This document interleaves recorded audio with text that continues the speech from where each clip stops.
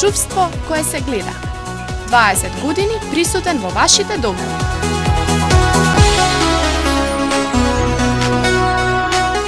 Дрводекор Караона. Нема да погрешите.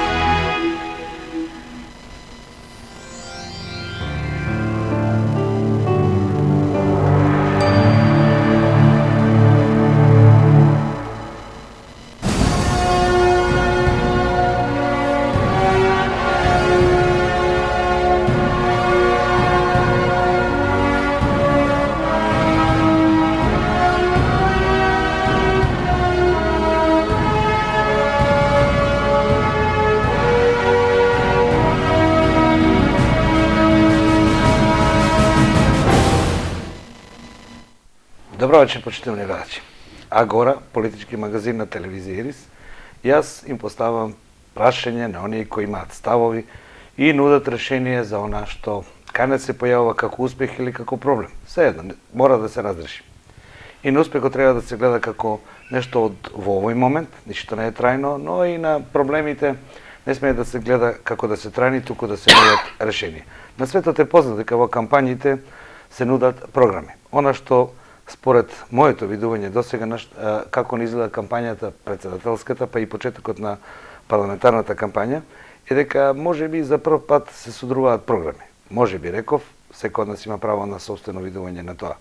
Инаку на Балканот, според мислењето на експертите, е дека досега ги содрувавме проблемите, а програмите ги нудевме само како покритие на клиентелизма, но оние кои сакаат да бидат дел од победниците. Најчесто така беше на Балканот.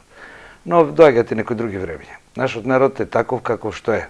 Добар или лош, но е наш, немаме друг.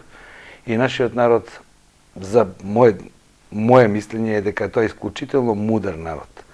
И верува само во она што тој верува. Многу тешко прифаќа да му наметнеш мислење или да му наметнеш нешто што тој не сака. И кога клима со глава, дури тогаш замисли се дали тоа е веродостојно. Но јас ќе продолжам да им поставувам прашање. Кампањата започна, онаа парламентарната, и во неа партиите нудат своји програми. Јас во оваа емисија сакам да разговарам точно за тоа. Што тие им нудат на граѓаните на Република Македонија. А за останатите делови од кампањата во кои што се обвинуваат едни до други за непринципијалност или за, не знам, некакви други дејанија, ќе оставиме на некои други емисии и на некои други телевизии. Наша задача е таа. Вечера со мене и со вас е Зоран Заев, председател на Социјалдемократскиот сојуз во кампања во Македонија, во кампања во Штипскиот регион и гост овде. Добро вечер. Добро вечер. Добро вечер. Благодарам на можноста да бидеме гости на почитуваната ТВ Ирис. Поздрав до Штипјани и до целиот регион кој што не гледа. Јас кога го кажав ова, тој е моје впечаток, е дека досега кампањите, политичките кампањи се сведуваа на поставување на проблеми. Како Ноам Чомски денес прочитав од неговата нова книга едно мислење, вели вака: политичарите се разликуваат по тоа што прво создаваат проблеми, потоа нудат решенија, а истите ги бранат со различни аргументи како да не се нивен производ. Но сега имаме една, така да кажеме, подобрување на климата во која што политичките опоненти излегуваат со програми. Добри или лоши, овде сме да разговараме за тоа. Пред да започнеме со официјалниот дел од разговорот, јас би ја прашал една друга работа. Есента бевте во представување на програмата. 2, 4, 5, 7, 8 мерки. Одете по Македонија. Сега сте во кампања. Направете паралела. Каква беше атмосферата меѓу граѓаните есенва и каква е сега? Прво беше поинаква оваа посета есента од оваа посета. Тогаш со граѓаните дискутиравме, дебатиравме за мерки кои што беа начално предложени од наша страна. Добивавме сугестии од нивна страна, дебатиравме за импактот и влијанието на тие мерки и на вистина колку се потребни. Тоа на површина извади генералната концепција за враќање на средната класа. Денеска, еве јас како председател на најголемата опозициона партија, верувам дека ова е единствениот можен модел, кој што и е неопходен на Република Македонија за излез од тешката економска состојба во која што се наоѓа. Знаете, ова наша куќа, заедничка Македонија, мора да ја зајакнеме во темелите. А во темелите е семејството, граѓанинот, каде што ќе ќе има надеж и добра перспектива Македонија. Ако граѓаните бидат економски повеќе срекни од тоа што денеска се. Само срекни и надежни граѓани со економска среќа си ја сакат државата, ја штитат државата, го бранат нејзиниот интерес и се борат за нејзината иднина. Рековте, во основата е семејството, тоа помалку заликува и на она десна идеологија, нели, што и ВМРО ДПМН ја покажува, во основата ни е семејството. Да не се преклопите идеолошки. Го зборувам финансискиот аспект. Урнисана економската состојба кај граѓаните. Го кажувам семејството заради тоа што, нели, семејството е столб на секое општество. И буквално денеска 92% се сиромашни граѓани. 2 до 3% се екстремно богати луѓе и само 3 до 4% имаме средна класа. Не може да има на ваква голема раслоеност, добра иднина, ни една земја, па и нашата Македонија. Сите програми, убаво напишени од експерти, од луѓе кои познаваат проблематиката, кои нудат решенија, може да останат само декларација, доколку за нив не стои акција и луѓе кои тоа може да го направат. Еве, вие пред 3 недели, така беше, пред 3 недели, излеговте со предлог листа за тоа кој треба да ја носи оваа програма во законодавниот дом. Не идовте на отпор, тоест на, како што нам ни се кажува, на отпор внатре, и на мислење меѓу граѓаните дека, еве, Заев на високото раководство не излезе на мегдан на граѓаните. Прво понудивме еден комплетно нов концепт за граѓаните на Република Македонија. Социјалдемократскиот сојуз цело време знаеше и до денеска знае. Ако сакаме граѓаните да ја променат власта, мораме ние да се промениме. Овие промени веќе се прифатени кај граѓаните. Прво понудивме надпартиско решение, еве го фаворите на овие избори. 13 тоа ќе го потврди, 27 конечно ќе го верификува. Тоа не е само доволно. Честниот пристап кој што го понудивме кај граѓаните е нешто многу лесно разбирливо за сите. Прво се отвори широка дебата заради тоа што е апсолутна новина, не само во Македонија, туку во регионот, каде што лидершипот на најголемите политички партии не е сместен на листи за парламентарните избори. Но е вака да ги прашаме граѓаните. Кој да победи од двете големи политички партии СДСМ или ВМРО ДПМН? Зарем сите не знаат дека лидершипот на тие партии е влада? Зарем тоа не е непознато? 23 години сме веќе демократи. Затоа понудивме концепт во кој што покрај тоа што се знае јасно, гласно и недвосмислено кој ќе биде претседателот на државата, сега граѓаните знаат кои ќе им бидат пратеници, а кои ќе бидат основите на новата влада. Тоа е чесен пристап. Едно е Заев да се смести на листа со Шекеринска, Ванчо Узунов и сите, и штом ќе победи, бега од листа и оди во влада. Тоа го знаат сите. Напротив, ваквиот нов поинаков концепт однапред на граѓаните им презентира отворена јасна слика. А при тоа се создаде одлична можност за автохтони кандидати, репрезенти на граѓаните во парламентот. Сега Берово има 3-то место. Во СДСМ, ВМРО ДПМН има 16. Делчево е на добитно место. Свети Николе е на добитно место. Виница е на добитно место. Од оваа 3-та изборна единица, Крива Паланка е на добитно место. Штип има 2 пратеници. Веле се носител на лист. Автохтони кандидати. Цела 3-та изборна единица, како и другите изборни единици, се само кандидати за пратеници кои што живеат во 3-та изборна единица, кои што на крајот се представници на граѓаните кои што живеат во 3-та изборна единица. Ова е чесен модел. И никој не може само со зла мисла да го дебатира во негативна конотација. При тоа, во најмала рака, е големина и доблес на раководството и секој на раководството на СДСМ и секој во најмала рака може да изрази респект и почит. Оти знаете како? И лидершипот на СДСМ сака да бидат на листи. Во случај на пораз, овде се заштитени. Тоа не е чесен пристап пред граѓаните. Ние порано сме воделе вакви листи, сме биле на листи, кога ќе ги објавевме, луѓето ни викаат, овие пак се спремат за опозиција. Ова не е чесен пристап. Ние искрено веруваме дека овој пат ќе ги промениме работите во Република Македонија, ќе има еден нов почеток, каде што честа која што граѓаните ја дават, ќе ја зграбчиме да покажеме на секој дека може поинако во оваа наша Република Македонија. Но иако може да ви приговара дека ќе бидат избрани други, а вие ќе бидете екзекутивата. Но меѓутоа ваквиот систем на избори во кој што со листи, пропорционалниот систем го става парламентот во една друга конотација, меѓутоа тоа е една друга Вреди за дебата, ако не ваков модел да се дебатира, што да се дебатира? Дај Боже, нека има дебати за било што во оваа наша земја, тоа е здраво за општеството. Нека има дебата, но реално новиот исчекор кој што го направи СДС, не само со оваа програма, не само со надпартиско решение, со новиот модел, не гледате комплетно ребрендирани, со нов стил на кампања. Понудивме прво и кандидат за претседател на државата кој што сам води кампања, сам е во караван. Знаат граѓаните, го препознаваат на секаде. Стево Пендаровски како иден претседател на Македонија не смее да му биде должен ни на ЗАЕФ, ни на СДСМ, ако сакаме да имаме вистински претседател на државата. Еве 10 месеци сум претседател на опозицијата. Очекував Георги Иванов и мене и Груевски да не седне некој пат. Да каже, слушајте луѓе, ова е важно за државата. Мора да го решиме. Претседателот е татко на нацијата. Тој е прв човек во државата. Не дека нема надлежности по устав или ингеренции.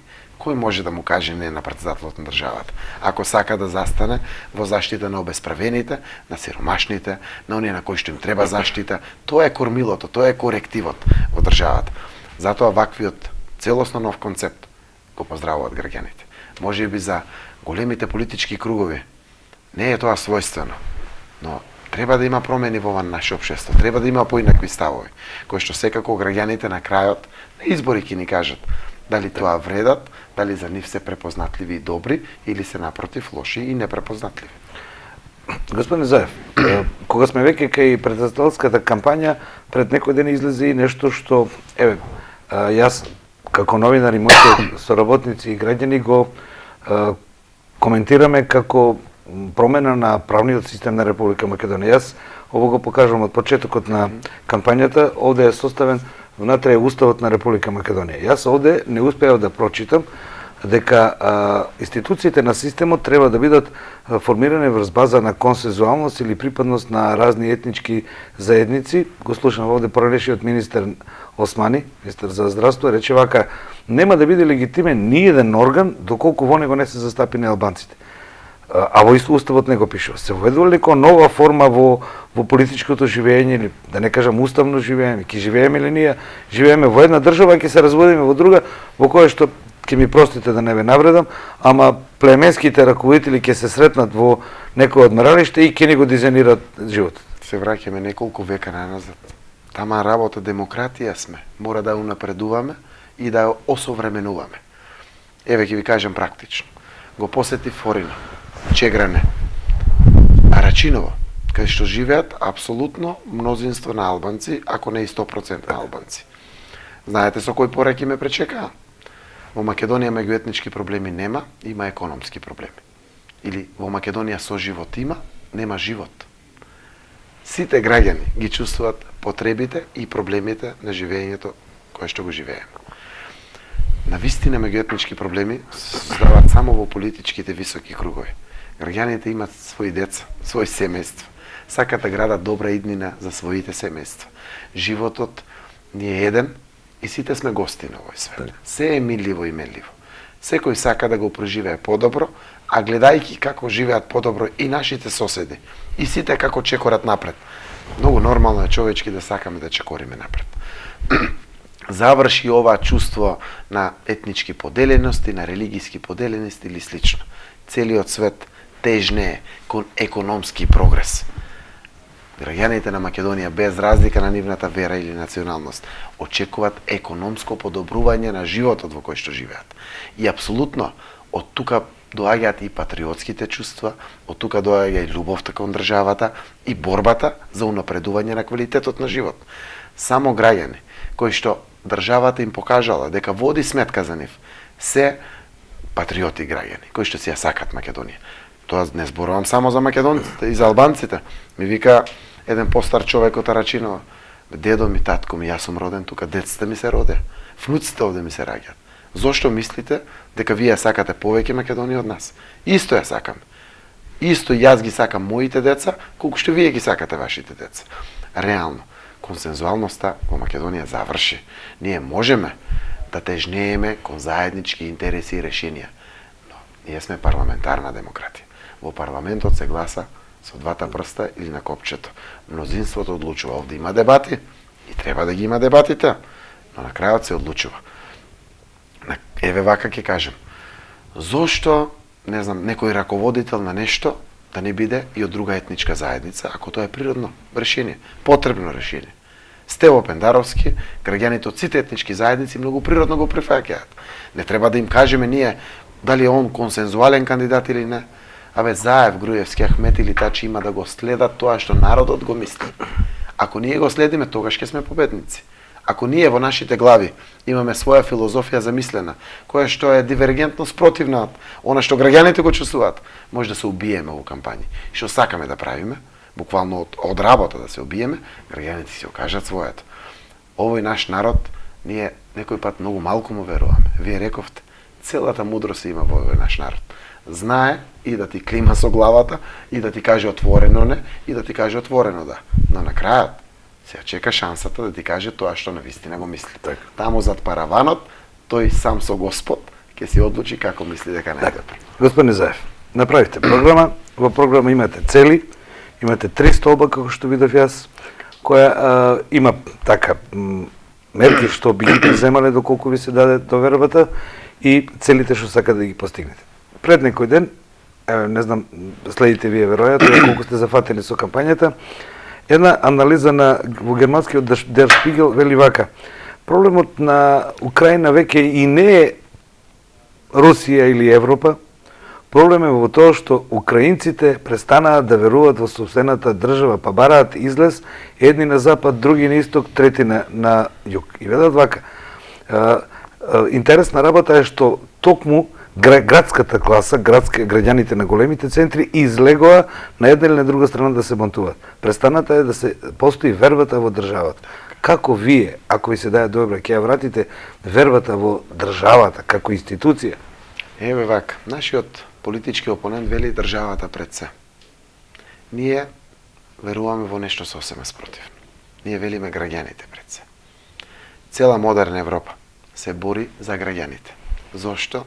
Заради тоа што срекни граѓани се столбот на секоја држава, на секое општество.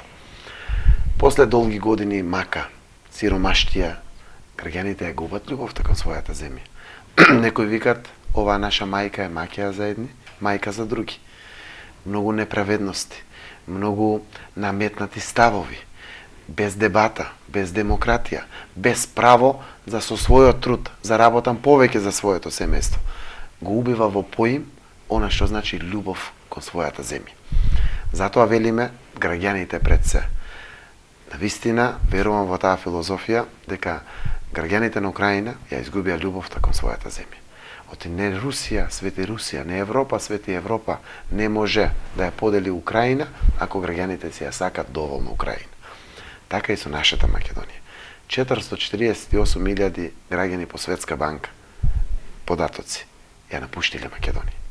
Како ги добиете информации? Зборуваме веќе цела година за ова бројки. Има објавено на веб страната на Светска банка. Нашите институции не го знаат тоа? Светска банка директно, нашите институции го знаат. Статистика не го признава официјално.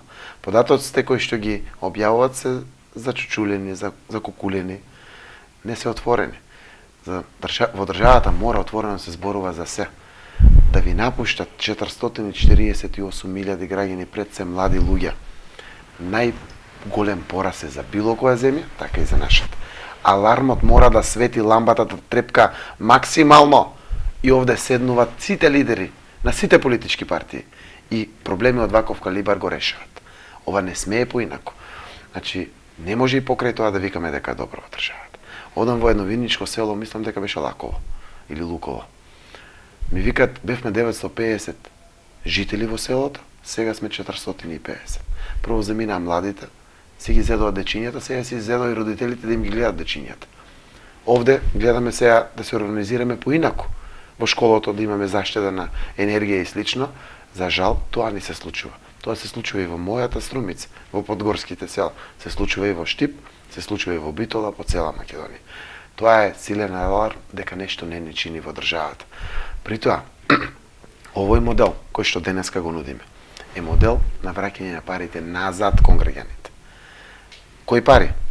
Токму парите кои што буџетски со законот се наметнати како приход на буџет од граѓаните, полека да го враќаме назад. 1 милиарда и 600 милиони евра беше буџетот пред 8 години, сега 3 милиарди евра. Овие милиарда и 400 не паѓаат од небо, доаѓаат од граѓаните. Дојде време кога државата мора да му врати на својот народ. Да го закрепнеме столбот, што реков, темелот на ова наша заедничка куќа. Тоа е граѓанинот. При тоа, ако граѓаните имат пари, парите се трошат. Тие се само платежно средство. Или веднаш се ги плаќат вересиите, даноците, давачките и да ги заштедат за 2-3 години, ќе ги лупнат во 2-3 собички, во нов стан за децата кои што пораснале, оти мора да се женат и да се мажат. Проблемот е кога парите се вадат надвор од државата. Тука се неколкукратни последиците лоши во државата. Затоа овој концепт за враќање на средната класа има за цел да ги избалансира социјалните слоеви колку што е можно повеќе. Не велиме дека ние за 4 години комплетно ќе ја вратиме средната класа, но за 4 години недвосмислено јасно на сите ќе им биде тенденцијата за враќање на средната класа. Ако 15% од најсилниот приход на државата, ДДВ-то, данокот на додадена вредност, го враќаме назад кон граѓаните, тоа значи приход од 30 до 40 илјади денари по семејство, зависи колкава е потрошувачката моќ, но вкупно се 130 милиони евра пари назад кон граѓаните. А при тоа го ставиме во контрола вкупниот фискален систем. Од и денеска граѓаните плаќаат со се ДДВ. Прашањето е трговците дали го уплаќаат тоа во државата. Една од причината за овие 2-3% екстремно богати луѓе. Мора државата за сите да биде исто мајка. На овој начин ќе успееме преку праведни даноци, во кои што сиромашните ќе платат малку помалку, за да остане плюс кај нив, а побогатите ќе платат повеќе. Дојде време да им вратат оние побогатите на своите сограѓани преку еден ваков праведен систем. Оти знаете како јас доаѓам од богато семејство. Нема среќа во едно семејство ако сите околу вас се нестрекни. Нема надеж, нема иднина. Џабе е се. Се е милливо и милливо во животот. Сите на крајот сме 1,5 метра под земјата. При тоа, дали ќе ја искористиме честа да оставиме нешто позади себе? Јас имам шанса тебе да водам голема партија и имам мегдан, можеби граѓаните ќе одлучат да ми ја дадат честа и државата нивна да ја водам. Овие 4 години, кои што во Македонија ќе се случат, ќе бидат авангардни години. Знам дека со големи реформи не се добива и втори трет мандат. Тоа ми е јасно. Но честа да се остави нешто добро за себе, во кое што мојата ќерка, која што сега има 13 години, и мојот син 10 години, ќе може и после 30 години да каже ова наша Македонија го направи, татко ми која имаше честа да го води. Ние мораме да го реорганизираме целиот овој наш систем, ако сакаме да имаме држава која што ќе ја љубиме, која што ќе ја сакаме и со која што ќе се гордееме. Само во тој систем и во вакви услови може Македонија. Во програмата предвидени ли се такви мерки? Целосно, целиот да слушнеме. Може вака. Бидејќи вие сте председател на партијата. Во некоја рака сте и реализатор на програмата која ја нудите. Не само тоа, идеоносител сум многу. Така, уред. И така треба да е, нели? Така. Еве, за гледачите, за вашите потенцијални гласачи, кажете, кој сет на мерки ќе го направите за да го постигнете ова што го кажете? Еве вака, има два правци кои што оваа програма мора да ги реализира. Едниот правец е разлабавување на сите модерни давачки кај граѓаните, за да останат повеќе пари, и другиот правец е враќање на пари паралелно во буџетот. Персоналниот данок на доход на земјоделците ќе го укинеме. Ќе воведеме државна социјална пензија. Ќе ги зголемиме социјалните помоши за 40%. 34 часа неделно ќе има ефтина тарифа повторно. Истовремено ќе намалиме радиодифузната такса за 30%, на социјално најзагрозените целосно ќе укинеме.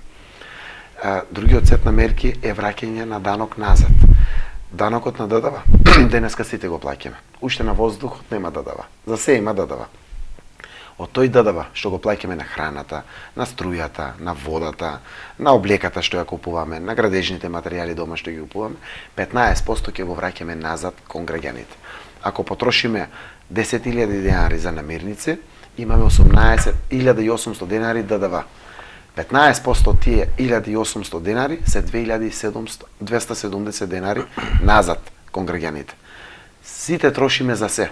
Значителни средства се тоа за граѓаните кои што ќе го подобрат семејниот буџет. Ќе треба ли граѓаните да си ги чуваат На секој 3 месеци, тоа се вика потрошувачка картичка, која што е кредитните картички, при прометот само поминува, кој што бесплатно ќе ја даде државата, да го регистрира прометот. На секој 3 месеци ја поднесувате во управа за приходи, ви ја отчитуваат, преспетуваат 15% од целиот ДДВ што е платен и си го враќате назад. Сите оние граѓани кои што имаат до 12.000 плата, бруто платата е поголема и внатре има и персонален данок, кој што работодавачот е должен да го плати на државата. Сите оние што имаат до 12.000, тој персонален данок ќе им го вратиме на работниците. Работодавачот ќе го плати. За да можеме ова го кажувам, за да имат представа, слика граѓаните, како имаме намера ние да го креваме вкупниот приход по секое семејство, по секој граѓанин, а при тоа да имаме правични даноци. Ако досега сите плаќаме 10% персонален данок на доход, без разлика дали јас имам 1000 евра плата или мојот сограѓанин има 10.000 денари плата, сите 10%. Тоа не е фер и не е праведно. Ние сме лево ориентирана партија, социјалдемократи. Во иднина сите што имат помала плата ќе плаќат 9%, за 1% помалку, сите оние што имат над 1000 евра плата, приход вкупен, ќе плаќат 18%. На тој начин ќе направиме еден баланс, за сметка на побогатите, да се крева малку социјалниот слој на сиромашните кон средна класа. Да пополека го балансираме ова општество. Така и со данокот на имот, така и со можноста за повраток за јавните дејности. Пример, даваме можност од данокот на добивка 30% секој правен субјект да одлучи дали ќе го финансира спортот, образованието, здравството или слично. 70% мора да ги плати на државата и другите 30% ако одлучи може да ги плати на државата, но има опција да избере да го помогне спортот. Знаеме што значи спортот и какви вредности има. Културата да ја помогне. Ама вистински културни вредности, театар, ликовната уметност, поезијата, убавиот збор, она што значи создавање култура на времето во кое што живееме. Затоа сите овие мерки имат конечна цел. Полека парите да се враќат назад кон граѓаните. Убедени, ако граѓаните имат пари, ќе не ја биде и државата. Заради тоа што потрошувачкиот механизам го раздвижува сето она што значи економија. Јас сум економист, сум постдипломец на монетарната економија, сум човек кој што доаѓа од деловниот сектор. Водев комерција на фирми кои што имат 820 вработени. Ича не преку медиумите и критиките од Груевски и од власта, граѓаните тоа го знаат. Реално создавав работни места. Реално, не на спот или на убав збор. 820 работни места се луѓето се отворени во семејните фирми на заеви. Јас се водев главната комерција на сите овие фирми. Сум се радувал на секоја среќна лика на наш млад човек, кој што кога се вработи, веднаш после носи храбра одлука да стапи во брак и да создаде семејство. Ова е богатството. Знам како се создават работни места. Јас сум од село Муртино, човек кој што работел земјоделие, до мојата 22 година работев земјоделие и тоа домати, пиперки, краставици. Знам што значи земјоделската мака и знам дека субвенциите се добре дојде на помош. Треба да ги има и ќе ги има и повеќе за новото време на СДСМ, но тие се само помош. Мора да обезбедиме пласман, мора да обезбедиме достоинствени цени, да ги намалиме трошоците на земјоделците, за да имат акумулирано повеќе ќар. Ако селата не имат, и градовите не живеат во државата. Овде мора да ве прашам, тоа не беше предвидено, меѓутоа рековте за субвенциите. Во Србија е актуелно сега околу нас соседите формираат влада, па има многу од предлозите за идната програма, која што пише овака. И тие има субвенции, не знам колку се, не знам како е, но пише овака. Цела Европа. Франција е најпознатата земја по субвенции од Наполеон до денес. Велат вака, господин Заев, да престанеме да третираме субвенциите како социјална давачка, и таа е потребна, меѓутоа мора да ја сметаме за економски влез. А тоа значи дека врз основа на произведено, предадено количество на роба, а не врз основа на посејано.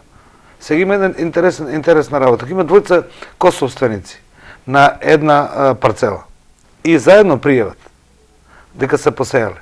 Имаме проблем дека можете и двојцата да земат. По денешниот модел. По денешниот модел. Тој модел, мислам, не е само кај нас, има и го Србија и Хрватска, но се напушта. Што вие ќе направите конкретно на ова прашање? Го вградува економско-оперативните системи или моделите на учинок. Значи, Прво, субвенциите не смеат да се делат како социјална помош, оти се викаат субвенции и стимулации. Тие мора да имат конечен ефект кој што општеството сака да го постигне со тоа. Кај нас во Македонија се произведува 3 до 3,5 тона жито од хектар. Во Србија се произведува 4,5 до 5,5 тона од хектар. Сите знаеме, ние сме тука заедно, исто поднебие, блиско соседни земји, дека тоа нешто не е во ред. Субвенциите мора да го стимулират, житопроизводителот, да од 3 тона, идната година има 3,300, наредната има 3,700, после таа да има 4,200. Ама со поддршка на државата, да имат стимулативен карактер. Ако го зголемите производството за 10%, за целиот нов обем на производство имате 10% плюс субвенции. Мора да имат конечна цел и конечен ефект. При тоа мора да се дават навремено, кога им треба за следбена сезона, не пред избори. Ова не е чесен пристап на државата. Истовремено, мора да бидат самите субвенции по, производ произведен, по хектар или по грло добиток. Да се знае како се наменети, која е конечната цел и како тоа државата ќе го исконтролира на крајот, за да има конечен ефект. Искрениот пристап мора да биде присутен секаде, така и во субвенционирањето во земјоделството. Груевски вика, ако дојде СДС, ќе нема субвенции. Не, точно. Од 2006 година е прекрашителниот период каде што цела Европа, целиот овој регион почна да ги применува субвенциите. Зошто? Заради тоа што потребата за поддршка на производството на храна. Така, императив на новото време е тоа. На новото време се појави. И како ќе има субвенции ќе бидат поголеми, но мора да имат конечна цел и ефект кој што сакаме да ја постигнеме со тие субвенции. Што е од вашите сограѓани од Струмичкото поле? Ние ќе произведеме, вие ќе ни дадете субвенција. Меѓутоа тоа ќе биде оваа година. Решите ни го проблемот на пласманот. Значи, ние имаме народ каков што е, господин Заев. Тој не е предприемчив како германците, не е предприемчив како холанѓаните, не е толку можеби ни работлив, велат 14 пати повеќе произведува една фарма во Холандија од кога кај нас. Стотици години на организирано производство. Но тие се такви како што сте, други немаме. Тие велат, решите ни го пласманот, ние ќе произведеме колку треба. Како тој ќе го направите? Продуктивноста можеби на германецот е поголема заради технологијата и модернизацијата на се што произведува, така и во земјоделието. Тие вложуваат поработливи од нас не се. Не, тие вложуваат 1500 евра по хектар во инфраструктура на секоја година. Кај нас вложувањето не ги знам, не сакам да шпекулирам, ама не знам колку е. Така е. Нема економска моќ нашиот земјоделец да вложува вакви големи пари за да произведе нешто што е по обем или по хектар многу поголемо од тоа што денеска го има. Значи, генерално, субвенциите треба да ги имајте и се само помош. Државата и политичарите не ги тера својот народ да копат, да орат и да произведат. Државата е таа што треба да ги отвори пазарите, да обезбеди пласман. Затоа вистинските решенија во земјоделството ни се посигурен пласман со подостоинствени цени. Државата да ги отвори и источните пазари, кои што за жал не се затворени, една Русија, Белорусија, Украина. Нашите производи што да таму имат и преревман и царина, турските немат, италијанските немат, шпанските немат, српските немат. Ние мораме тоа да го направиме с државата. Едно предградие на Москва е доволно за да купи се што Македонија произведува. Толку не е нашата Македонија. Мораме да отвориме нови откупувачи кои што ќе дојдат овде и ќе се надпреваруваат кој да го плати подобро земјоделското производство за да го земе. Само на тој начин, под пазарни механизми, цените ќе се кренат до вистинските пазарни цени. И при тоа мораме да го едуцираме земјоделецот да ја зголеми својата продуктивност. Ама му треба поддршка. Не може да произведе 5 тона жито истиот земјоделец со вода и без вода. 33-4% од земјоделските површини се само под вода, под системи за наводнување. Преку 60% нема допир до вода. Како ќе има 5 тона жито? Затоа е 3 тона житото. Државата мора да инвестира во системи за наводнување. Мора да му помогне и субвенционира и во ѓубрењето со вештачко ѓубриво, за да ја зголеми продуктивност. Ако од 1 хектар некој вади 3 тона и 5 тона, сите знаат дека заработката е поголема од 5 тона. Дури и цената да е за 1 динар, поголеми количини и како носат поголеми соработки. Самите трошоци да ги намалиме и да обезбедиме повисоки цени. Тоа е вистинската политика во земјоделството. Идниот премиер, идната влада на Македонија, кој ќе одлучат граѓаните, доколку сака да реформира целата држава и животот, дали средна, горна или долна класа, ќе мора да направи сет на непопуларни мерки. Тоа сите економисти го кажуваат, иако во политичкиот жар го занемаруваме. Мора да се постигне и раст на бруто домашниот производ, поврзано неколку години со повисок од 6%, па да се почувствува. Тоа вели економијата, науката. Вие сте економист, знаете. Со 3% раст се преживува.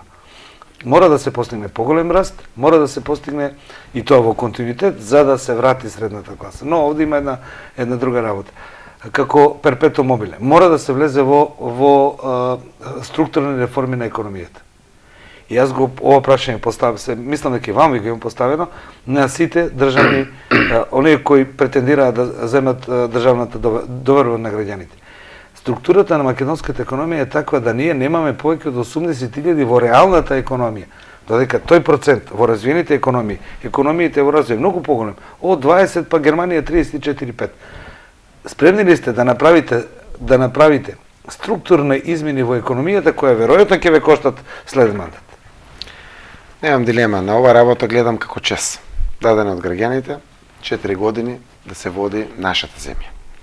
Јас сум човек кој што доаѓа од реалниот сектор. Моето прво вработување нема да биде премиер на државата. Доаѓам од комерција, каде што реално имаме конкретно производство. Тоа го учев, сум економист по едукација и практичар, кој што се покажал на дело. Струмичен и прв пат ме избраа како човек представник од деловниот сектор. Јас знам земјоделската мака, ама знам и како се создават работни места и што значи реалниот сектор. И знам колку брзо доаѓа први и треба плата да обезбедите. И додека се свестите, пак дошол први. И тоа е една работа која што е истовремено новина во ова наша Македонија. Многу политичари кои што добиле чест да ја водат ова наша земја или имале прво вработување, министер, премиер или слично, јас сум малку поинаков од сите овие. Доаѓам од реален сектор кој што секаде во целиот свет е двигател на развојот. Прв пат практичар човек ќе има шанса да покаже во ова наша земја поинако светло. Некој пат во мојата партија велам, се ќе биде од главнички наопачки. Вака не бива. 23 години Македонија се обидува, никако не успева. Нели, самостојноста требаше да ни донесе уште понапреден и подобар живот. А по секоја година сме полоши и полоши. Мораме да го смениме целиот концепт. Концепт во кој што веруваме. Конечната цел мора да биде да секој млад човек многу повеќе сака да работи во приватниот сектор отколку во јавната администрација. Кога тоа ќе го постигнеме, да направиме предприемачи. Така. Кога тоа ќе го постигнеме, тогаш може да кажеме дека сме на вистинскиот пат. Многу и постари граѓани од мене се сеќаваат кога луѓето за времето на бивша Југославија бара да влезат во фабриките во општествениот сектор тогашен, наместо како административци да работат. Зошто? Овде имаше секој пат повеќе работа, имаше повеќе пари. Сите има повеќе плата. Тоа е доказ за менталитетот на нашиот народ. Не се штеди од работа ако знае дека честно ќе заработи. Но денеска реалниот сектор не нуди честна плата. Со 8.000 денари не се гледа. Семејство 5.000 денари е сметката за струја зимата. Како тоа ќе се опстане? Нашиот македонец вика вака: 200 евра имам дома приход, 400 евра ми се давачките, 200 од кај доаѓаат, немам појма. Добро, тоа е повеќе виц, ќе треба да ја реструктурирате економијата. Познати мерки се формирање на банки на развој, формирање на фондови, кредитирање, формирање на слободни средства кои ќе влезат во реалниот сектор со мали камати, со долги рокови, со грејс периоди. Сите тие мерки ви се познати. Имате ли во предвид, во програмата, што ја правите овде, тој реалниот сектор да го помогнете со свежи средства? Инако вака, вие знаете дека економијата е веќе на ивица од давачките. Живее да ги плати давачките, како што рековте, да подели плата и акумулативниот дел е многу мал. Или не го гледаме ние, освен буџетот на Република Македонија, ама државата не смее да биде единствен работодавец. Како? Со кој сет на мерки ќе им помогнете? Сум економист и монетарист. Државата мора да биде главниот столб на развојот, главниот помагател. Дојде време кога Македонија има мегаломански буџети. Така ни е конструирана буџетската конструкција на државата. И со тоа е апсолутно исправена пред потребата да врати назад, да помогне. Денеска помагањето со бенефицирани кредити се случува само од европски пари, за кои што државата плаќа секако камата. И граѓаните преку државата, секако на крајот сите ги плаќаме тие кредити. Државата мора директно од сопствени средства преку буџет да го помогне или субвенционира ефтиното кредитирање на стопанството.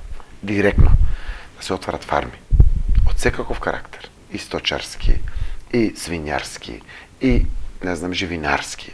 Мораме да го искористиме тоа што ни е дефицит само за месо и совоместни производи во Македонија годишно се одливат заради увоз повеќе од 250 милиони евра пари. А викаме сме земјоделска земја. Мораме ова да го поттикнеме. Малите бизниси директно. На младите по 10.000 евра неповратни средства. Државата ќе дава Буџетски средства. буџетски средства. На 16 инкубатори на ниво на Македонија, по 10.000 евра на младите луѓе, за да охрабрат и да остворат свој бизнис, да станат сами своји сопствени газди. Со целата подршка, што го има како капацитет Република Македонија. Приоритет ќе имат тимови на млади луѓе, меѓу кои што минимум еден има наш младинец кој што заминал во странство, за да го повратиме и него дома во Македонија. Директно државата мора да помогне прво дома. Странските инвестиции се добредојдени, нека ги има, но не може за нив да има вакви бенефицирани услови, а за домашните да нема. Иако премиерот го слушаме, вика исти се условите, сите знаеме дека не се исти. Плаќаат придонеси на странците, целосна инфраструктура се гради, земјиште без пари се дава директно и на крајот символични плати, кои што буквално се символ на експлоататорското општество. Овие газди се тука додека имат корист, после тоа заминуваат. За вакви бенефиции и домашните би инвестирали. Мораме да ги поттикнеме и домашните инвеститори, пред се младите, иновативни кадри кои што оваа Македонија ги има. Господине Заев, Европската школа на економисти, двојца имаме нобеловци, од тоа вели вака.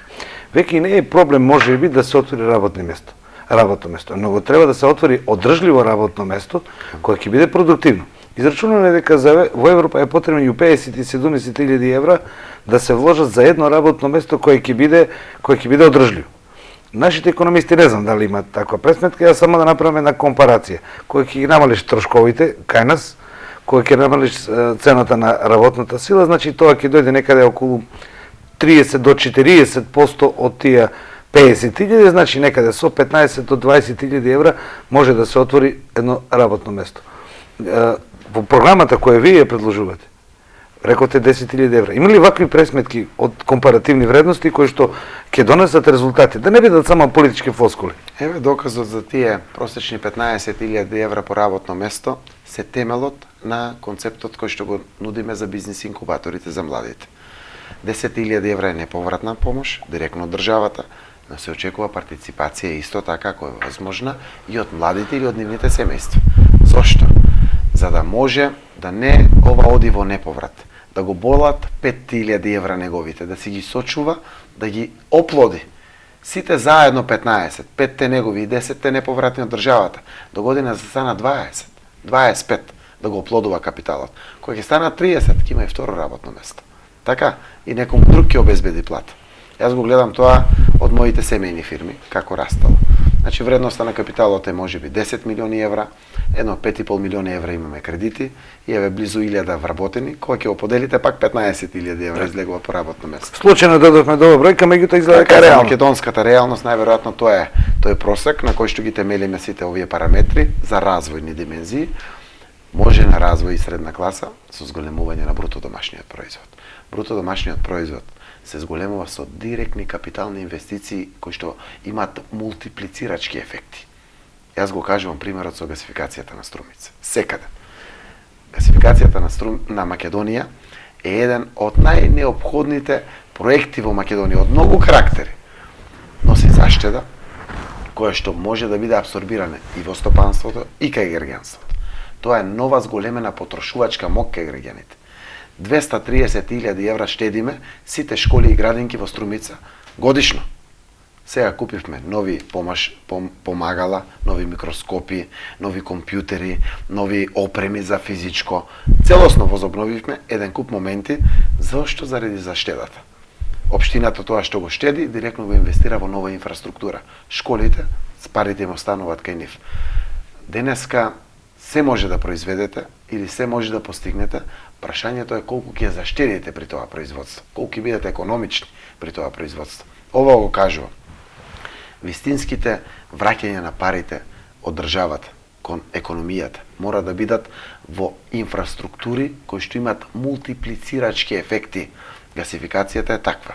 После тоа доаѓаат патишта, автопатишта, прво работи градежна оператива, секако има рационалност во трошоците на секој што учествува во сообраќајот и носи дополнителни приходи, кои што ако се враќаат назад, го ствара тој магичен круг кој што има зголемена вредност при секое вратење, да го кажем. На тој начин државата ни е зрела со ваков мегаломански буџет да враќа назад. Овде видовте, кога зборуваме за средната класа, никаде нема дека социјалдемократите ќе го намалат буџетот на државата. Оти не можете им да враќате, им да го намалите буџетот. Имаме чесен пристап, но сите рекомпонирања внатре ќе се однесуваат на враќање по сите основи кон граѓаните. Ние веруваме во ефектот на зголемената потрошувачка кај граѓанството, кое што мора да донесе нова вредност. Тоа има своја рефлексија и во економијата и секако во јавниот живот на граѓаните. Од убавиот разговор за економијата, за она што е реално, ќе мораме некако да се вратиме и на реал политиката, нели? Нашиот пат кон Европа е затрзан, од имаме консензус. Како ќе биде натаму зависи од вештината на политичарите, идеите за преговарање, договарање. Јас сакам едно конкретно прашање да ја поставам. Во почетокот на преговорите со Европа, кога се отвараат оние поглавјата, се почнува и се завршува со Министерството за правда. Значи се почнува сега да не импровизирам, ама прво се почнува со функционирање на судство и правосудството и се завршува со институциите на системот кои се во соработка со граѓанските невладините организации. Мислам дека така е патот, нека ми простат гледачите, не сакат да импровизира. Но ние реално имаме проблем од недостаток на функционирање на правна држава. Прво, морам да го видиме вас политичарите за често пати за волонтаризам, скратени патики преку надвор од процедурите. Второ, нашата недоверба во институциите за во системот како граѓани. И трето, долгите процедури во намалувањето на нашите граѓански права. Значи, вие или било кој да е премиер мора да се суди со тоа оваа година, друга или трета. Мора да се реформира државниот апарат. Знам дека е тешко, но тоа е нужност. Вашето мислење е мало. Една работа која што Европа веќе ја практицира, јас го спомнав, се вика економско-оперативни социјални системи, каде што го вградува приватниот сектор, невладиниот сектор и јавниот сектор заедно. Non-profit organization се викат во Америка, non-government organization из Европа, заедно се вградени во еден комплексен систем, но е систем мериторен, систем на вредности, кој што сам по себе е двигател. Повеќе успех, повеќе награда. Помалку успех, помалку награда. Ваквиот систем дал резултат на секаде во светот, се вика систем на вредности и мора да го примениме. Ако си ја сакаме државата, реформи мора да се направат во Македонија. Дури ме смејуваа моите опоненти кога велев дека ќе добијам чест за 4 години да спроведам крупни реформи, а знам дека после тоа се губат избори.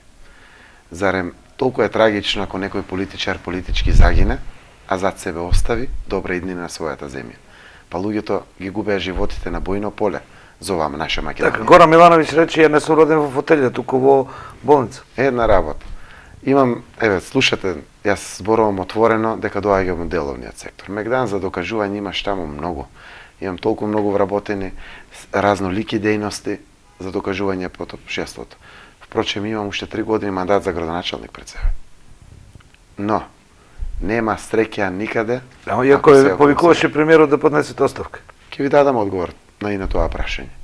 Мора да вградиме систем на вредности кон кој што ќе тежнееме. Вистински патриоти во цела Европа денеска се оние што обезбедуваат поквалитетен живот на своите граѓани. Тогаш самите граѓани не дават на политичарите да мрднат околу интересите на државата. Тоа значи една работа. Ако Социјалдемократскиот сојуз се добија честа да води државата, ќе докажеме дека можно е да се најде решение со Грција, без при тоа да го промениме нашето уставно име, нашиот идентитет, нашиот јазик и нашата национална посебност. Тоа беше возможно до 2005 кога добивме кандидатски статус без вето, градењето на пријателство, транспарентното отварање на работите, апсолутно може да не доведат до решение. Конечното решение ќе оди на референдум. Исклучиво на референдум. Прифаќате идејата на премиерот? Тоа е прво соопштен став од нив, апсолутно на референдум. Сензибилно стана премногу прашањето, за да може некој политичар сам да си дозволи да носи вакви одлуки. Но при тоа сите знаеме дека на референдум премиерот, председателот на државата дава информации на граѓаните, го соопштува својот личен став и одиме на референдум. Нормално. Секако референдум ќе има, но при тоа борба до крај. Јас, ако бидам горно македонец или северно македонец, џаве ми е Европска унија и НАТО. Јас сум македонец, татко ми бил македонец и моите деца ќе се македонци и ништо поинако. Но при тоа мора да го објасниме и во Грција, и на Европа, и на НАТО. Ама со разговор, со диалог, со дебата, полека, кротко, како во секое семејство. Ако веднаш се скарите, се расправате со сопругата, нема решение. Ќе мора да преспиете, па да гледате по поволна состојба да го најдете решението. Така и овде.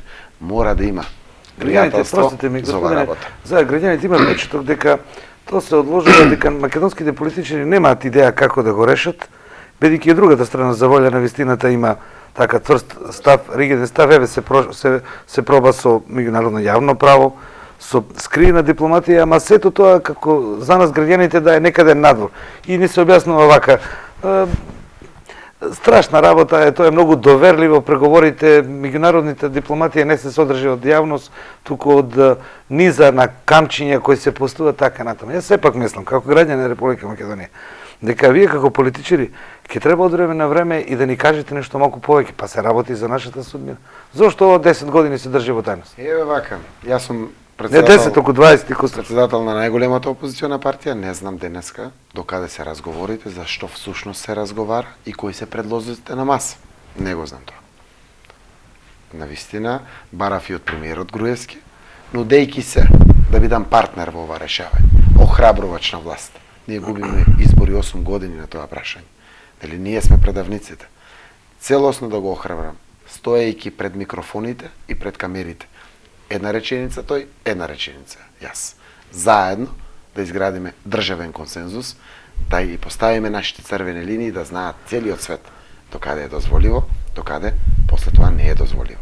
Апсолутно за оваа прашање мора транспарентно, јасно и гласно и граѓаните да знаат, ама и сите политички фактори кои што добиле чест да представуваат граѓани да бидат инволвирани. На тој начин ја зајакнуваме позицијата на Македонија. Јас знам дека Груевски го има гајлето како премиер, но знам дека утре тоа гајле ќе биде мое. Или нечиј на друг, било кој да е. Без разлика. Се врти во животот. Ако заедно застанеме сите сплотени, топ не бие. Така да мораме заедно да ги решаваме крупните проблеми. Нешто што македонската политичка јавност има овие 20... Прашавте за повикот на премиерот. Ве прашав за тоа, премиерот праша дали ќе поднесете оставка за... На мојот повик за дуел, за дебата.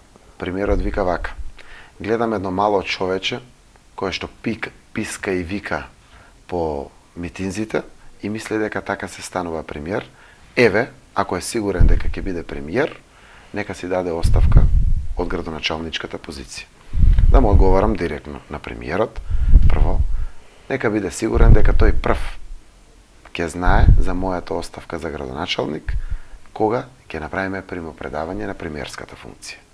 Истовремено, тој може да се поднесе уште денеска оставка или да ја најави јавно од пратеничката листа и да не се крие зад имунитетот. Здраво за секоја земја е дебата, диалог, директно да се прашаме. Не само вие новинарите да не прашувате. Директно, премиерот да го праша Заев, тоа што му тежи на срце, и јас како председател на опозиција да го прашам премиерот, тоа што сакам да го прашам. Како опозиционер, дебатата треба да ја има. И секој пат ќе го повикувам на дуел. Тоа е здраво за секој општество и треба да има дебата.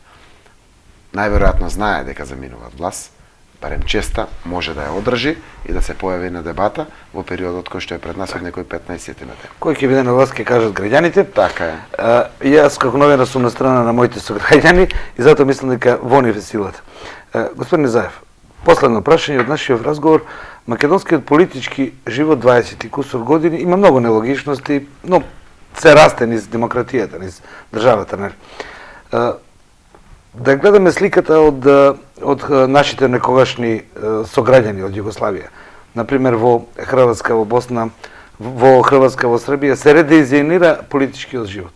Големите мастодонти од политиката си отидоа, и од едната и од другата партија, па некои од партиите ќе си отидат, но кај нас се формира една друга работа.